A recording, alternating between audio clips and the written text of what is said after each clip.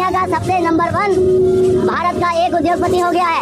और जोर से बोल के लोगों को स्कीमें बता दे। गौतम अडानी। वो जरा सबर करो। गरीबों की सूची में भारत का नाम 107वें देश में है। समझ रहे हो? समझ रहे हो आप? मेरी सब्सिडी तुमने 400 रुपए ली थी, 500 रुपया कितना आ रही है भाई? मेरी भी सब्सिडी आई है, मैं अभी देख रहा था 15 रुपये 14 पैसे आई है, 1200 रुपए का सिलेंडर कर दिया। एक आइडिया है मेरे पास। राकेश भाई नाश्ता कर रहे हैं। मैं एलपी यूनियन का महामंत्री रह सकता ना, मैं आपको अपने आगे बताता हूँ। अब आए ना लाइन पे। तानाशाही सरकार कर रही है, उनको बचाने के लिए हम जो है आज दिल्ली कूच कर रहे हैं और राष्ट्रपति भवन का जो हम घेराव करेंगे। एक आक्रोश हिला डाला ना। लोगों, हम एलपी यूनियन से हैं।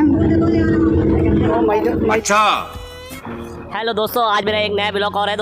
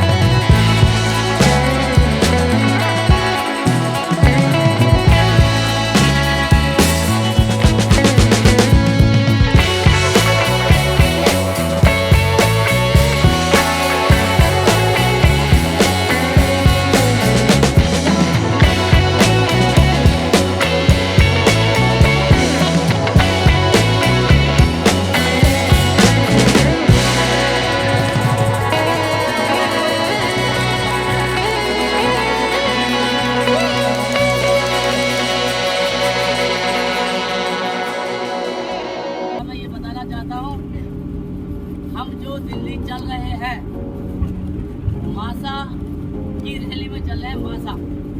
मासा है मजदूर अधिकार संघर्ष अभियान। मजदूर अधिकार संघर्ष अभियान ये एक मासा संगठन है, संगठन का नाम है। तो मजदूर अधिकार संघर्ष अभियान जो है पूरे देश में इसके कार्यकर्ता है।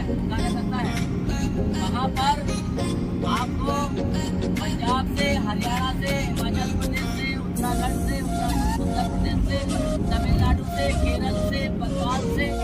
देश की 70% 80% जनता ही तो परेशान हो रही है। उनके बेटे बेरोजगार हो रहे हैं, उनके बेटे ठेकेदारी में लग रहे हैं, उनके बेटे संविदा पे लग रहे हैं, कैजुअल में लग रहे हैं, नीम ट्रेनिंग में लग रहे हैं। तो वो आबादी हम सबकी है। हम हमारे बेटे बेटियां, किसानों के बेटे, मजदूरों के बेटे, वही सब बेरोजगार हो रहे हैं। और ये व्यवस्था मुनाफे के लिए, चंद मुनाफे के लिए सबको बेरोजगार और इतना कम तनख्वाह में इतने ज्यादा घंटे काम लिया जा रहा है। पूरे देश में 8 घंटे काम का अधिकार इस देश में लागू हुआ था 1918-1920 के आसपास, और उसके बाद वो 8 घंटे का काम भी, 8 घंटे की ड्यूटी भी आज़ादी के बाद भी हर एक मजदूर पे लागू नहीं हुआ। जबकि आज की तारीख में देखें तो 8 घंटे का काम की जगह उसने 70% आबादी के लिए 12 घंटे की ड्यूटी कर दी है। फैक्ट्रियों में 10% परमानेंट है, 90% लोग ठेकेदारी में है, 90% लोग ठेकेदारी में है, और वो सब 12-12 घंटे ड्यूटी करते हैं। 12 घंटे ड्यूटी करने के बाद उनकी हालात, उनकी जिंदगी, उनकी लाइफ में कैसा वो लोग जीवन जी रहे हैं, ये आप और हम महसूस कर सकते हैं।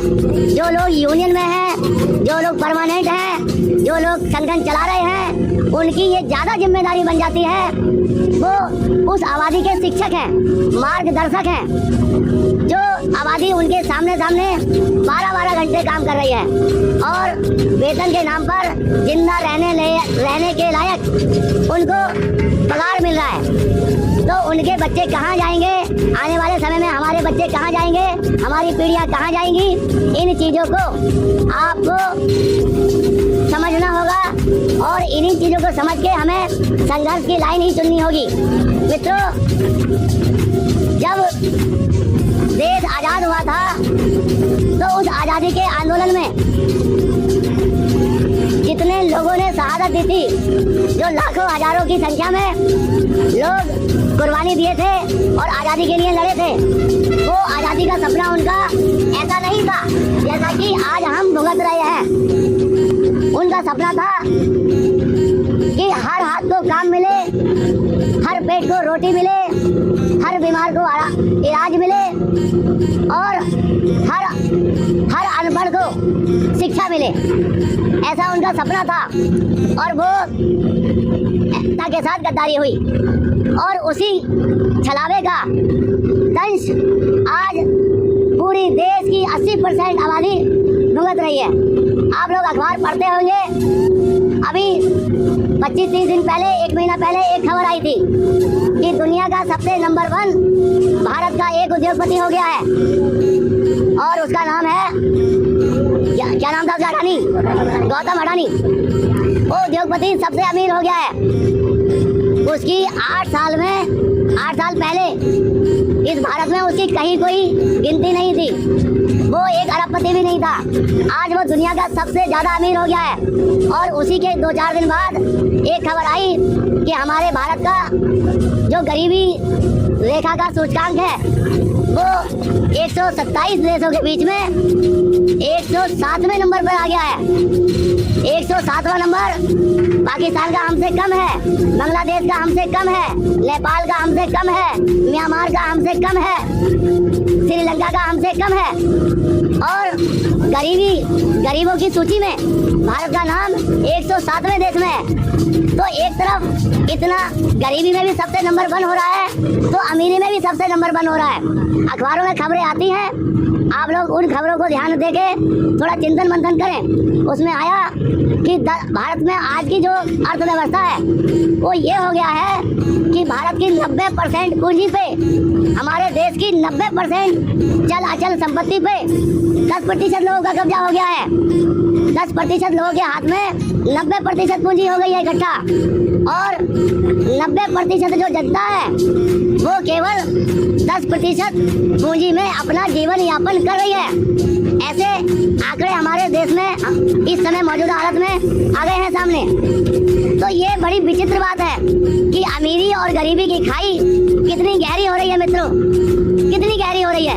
इन सब चीजों को जानने के लिए आज के युवाओं की, आज की मजदूर ताकत की, आज की ये इतनी ज्यादा समझ। 1-1.5 साल पहले कोरोना आया और कोरोना ने ये हमें दिखा दिया कि दुनिया का, भारत का, ये वो सबसे ज्यादा भारत का, दुनिया को छोड़ दो, हिंदुस्तान का तंत्र मंत्र तांत्रिक झाड़ फूक वाले बड़े बड़े यांत्रिक बड़े बड़े वो सब फेल हो गए थे, फेल और शेयर जरूर A to Z फेल हुए, A to Z सारे पुजारी फेल हो गए थे।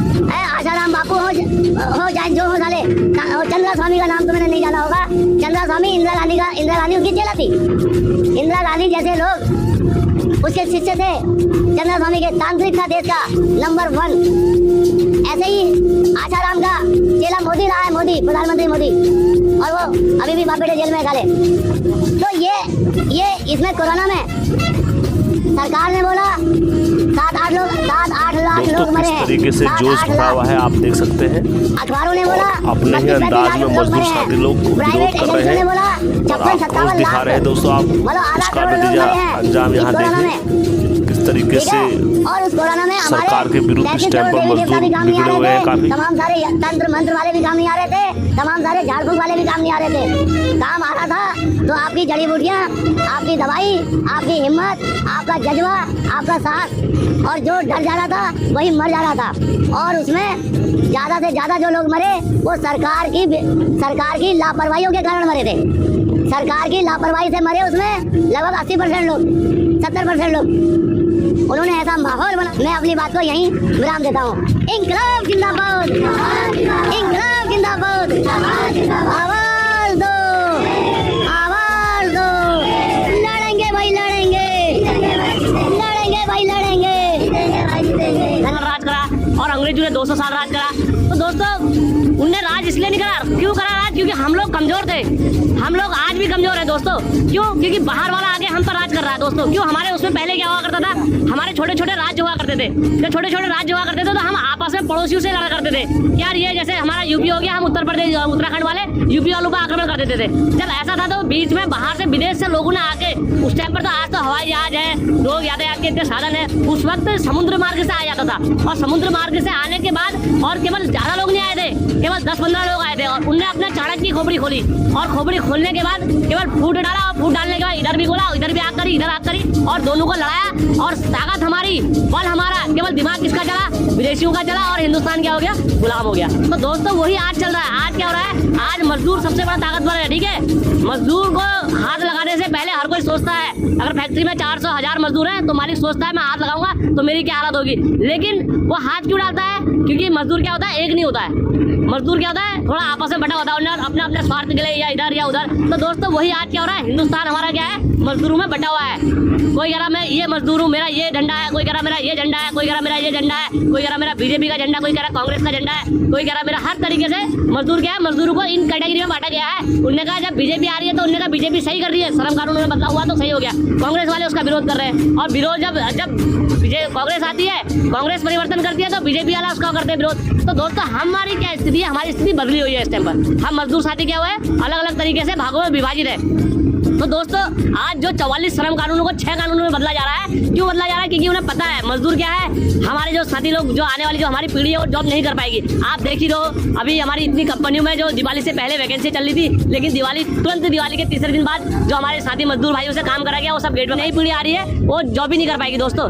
तो दोस्तों ये हमें अपनी क्या है ताकत को समझना चाहिए। और आज हम जैसे जो हमारे अमरजीत भाई ने रखी थी इस बात को, अमर सिंह भाई ने, कि आने वाली हमारी पीढ़ी क्या कर पाएगी। तो दोस्तों मैं इसी क्रम को आगे बढ़ते हुए अपने नेस्ले कंपनी से ऋषिभा साथी जी को बुलाना चाहूंगा। वो आए और काफी तगड़ा आंदोलन करा हुआ इन्होंने अपने टाइम पर, क्योंकि हमारे जो नवयुवक साथी है वो कम जानते हैं। तो मैं उनको ही बुलाऊंगा और यहाँ पर आके उनका एक बार जोरदार ताली से स्वागत किया जाए दोस्तों।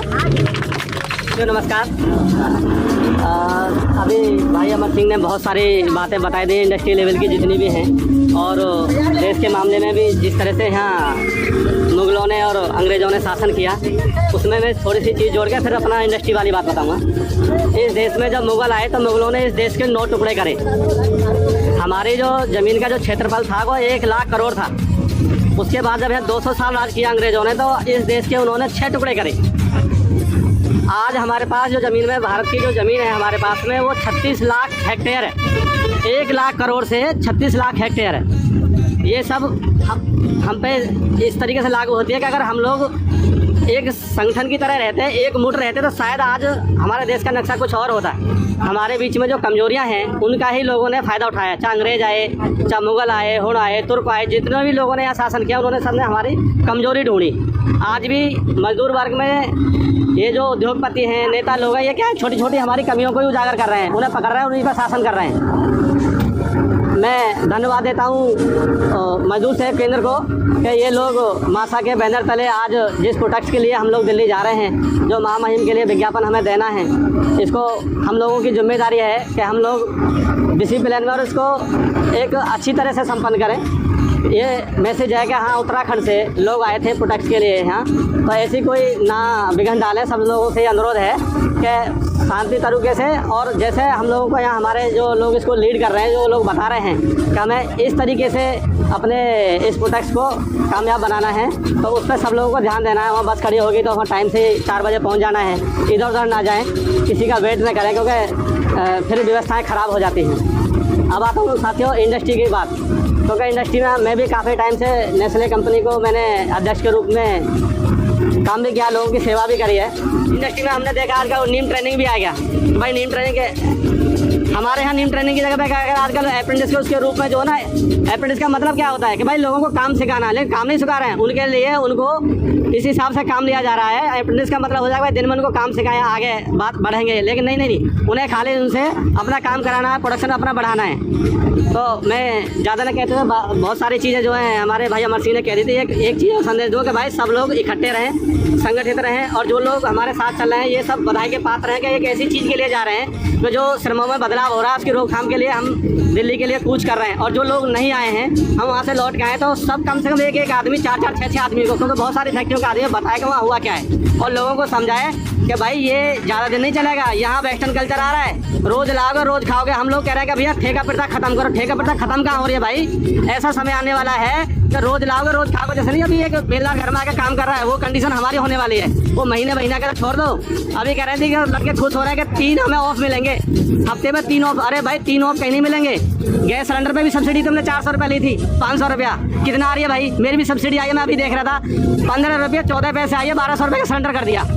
तो स्थिति भैया घुमा फिरा के सबकी वही आनी है। कोई गलफत में जी रहा होगा ना जी मैं सेब बजाऊँ, सेब कोई नहीं बचेगा। इसलिए सबको संगठित रहना है, एकत्रित रहना है। इसी के साथ अपनी वाणी को विराम दूंगा।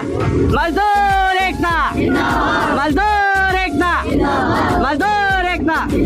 धन्यवाद सर। इसी क्रम में आगे पी यूनियन के महामंत्री जी को बुलाना चाहूँगा, नरेश कुमार जी, वो भी आए यहाँ पर बात रखें अपनी। और दोस्तों सभी भाइयों को मेरा लाल सलाम। मजदूर एकता, मजदूर एकता। भाइयों आप मुझसे परिचित नहीं हो, मैं एलपी यूनियन का महामंत्री नरेश सक्सेना। मैं आपको अपने आंखें बताता हूँ, जीता जागता वहाँ हमारे मजदूरों के बीच की जिंदा मिसाल है कि हमारे यहाँ मजदूरों ने आपस में, नेताओं ने मैनेजमेंट के साथ मिलकर गलत समझौता कर दिया और बिक गए मैनेजमेंट के साथ। हर मजदूर का सौदा उन्होंने 1-1 लाख में कर दिया। उसके बाद हमारे मजदूर दोबारा उठे, उन्होंने उसका विरोध किया, सारे उन्होंने चेंज कराया उसको लेके। आज हम 13 सालों से मुकदमा लड़ रहे हैं बराबर। हाई कोर्ट से भी हम जीत चुके, सुप्रीम कोर्ट से भी हम जीत चुके हैं, और ट्रिब्यूनल मामला हमारा चल रहा है पैसे को लेके। तो भाई ये मैनेजमेंट किसी की नहीं है। सबसे पहले मैनेजमेंट क्या, जो उनके अपने थे, सबसे पहले हमने उन्हीं को BRS दिलवाया, सबसे पहले उन्हीं को दो। इसलिए ये मैनेजमेंट किसी की नहीं है। ये मैनेजमेंट सिर्फ अपना फ़ायदा देखती है कि हमारा फ़ायदा कहाँ पर है। मजदूर का फायदा, आपको गाड़ी लड़ाने काम उनका, वोट करो राजनीति करो, ये उनका नियम है और ये उनकी पॉलिसी है। और उसी पॉलिसी के बीच हम बढ़ जाते हैं आपस में। बस मैं इसी के बाद अपनी बात समाप्त करूँगा। धन्यवाद। जो मोर्चे के जो महामंत्री जी है लखेड़ा जी, वो आए और अपनी टीम को संबोधित करें। लखेड़ा जी, आवाज दो, आवाज दो। मजदूर एकता जिंदाबाद, मजदूर एकता जिंदाबाद। दुनिया के मजदूरों एक हो, दुनिया के मजदूरों एक हो। साथियों आज बड़ा ही खुशनुमा माहौल है। आप सभी जानते हैं कि हम लोग अपने अधिकारों की, जो हमारे अधिकार है उन कानूनों को जो छीनने का तानाशाही सरकार कर रही है, उनको बचाने के लिए हम जो है आज दिल्ली कूच कर रहे हैं। और राष्ट्रपति भवन का जो हम घेराव करेंगे, एक आक्रोश रैली के द्वारा जो है हम अपना आक्रोश जताएंगे कि आप हमारे जो कानूनों का हनन कर रहे हो यह सही नहीं है। और हम सब मजदूरों को जो है मिलकर के जो इसका मुंह तोड़ जवाब देना है। इसी में हमारी जीत है, इसी में हमारी एकता का परिचय है। धन्यवाद। इसी कड़ी में हमारे एलपी यूनियन के अमरजीत साथी को बुलाना चाहूँगा, वो भी आए यहाँ पर और जोरदार ताली से स्वागत करा जाए। नमस्कार। मजदूर एकता जिंदाबाद, मजदूर एकता जिंदाबाद। भाई लोगों, हम एलपी यूनियन से हैं। तो मजदूरों का तो शोषण हर समय होता रहा है। मजदूर हर समय मार खाता है। ठेकेदारी प्रथा और ये सारी नीम ट्रेनी और पता नहीं क्या क्या है। जब हाँ एलपी में काम करते थे तो तब तो कोई नीम ट्रेनी कोई वो नहीं था, परमानेंट जॉब थी। लेकिन सब ठेकेदारी प्रथा जब से सिडकुल आया तब से ठेकेदारी प्रथा आई और उससे सभी लोगों का नुकसान हुआ। पहले होंडा गई, फिर एलपी गई, उसके बाद में सारी कंपनियों में ऐसे ही ठेकेदारी प्रथा 12-12 घंटे, 14-14 घंटे, 18-18 घंटे काम करवाया जा रहा है। लेकिन पहले ऐसा नहीं था। लेकिन हमारी एकता ना होने की वजह से वही सारी चीज़ें यही हुई कि नुकसान उठाना पड़ा, सभी लोगों को नुकसान उठाना पड़ रहा है। तो भाई लोगों, एकता बना के रखो, एकता में ही सब कुछ है। अगर एकता बिगड़ गई तो समझो कुछ भी नहीं है। मजदूर एकता जिंदाबाद। इसी के साथ मैं अपनी बात समाप्त करता हूँ। दोस्तों, बातों में ही सफ़र हमारा इस तरीके कट गया कि हमें पता ही नहीं चला हम कब सभी लोग दिल्ली पहुंच गए। और देखिए, आप दिल्ली में देखिए दोस्तों, टैक्सी पर खड़े हैं और कितनी बड़ी बड़ी गाड़ियाँ चल रही हैं। देखिए, सुबह का टाइम था दोस्तों और हम काफ़ी देर दोस्तों ऊपर बैठे, देखिए मेट्रो ट्रेन चल रही है दोस्तों। यहाँ पर सिग्नल था, हमें काफ़ी आधा घंटा करीबन हमें यहाँ पर वेट करना पड़ गया, जिस कारण से हमें काफ़ी दिक्कत हुई। लेकिन उसके बाद हमारा टोल टैक्स पूरा काटा, फिर हम आगे को चले गए। दोस्तों, हम सभी लोग रामलीला मैदान पर पहुंच चुके थे और हम यहाँ पर एकत्रित होकर एक जुलूस के साथ रामलीला मैदान पर पहुँचे और यहाँ पर काफ़ी मजदूर साथी लोग भी और आए थे। दोस्तों, आप लोगों को मेरा यह ब्लॉग कैसे लगा?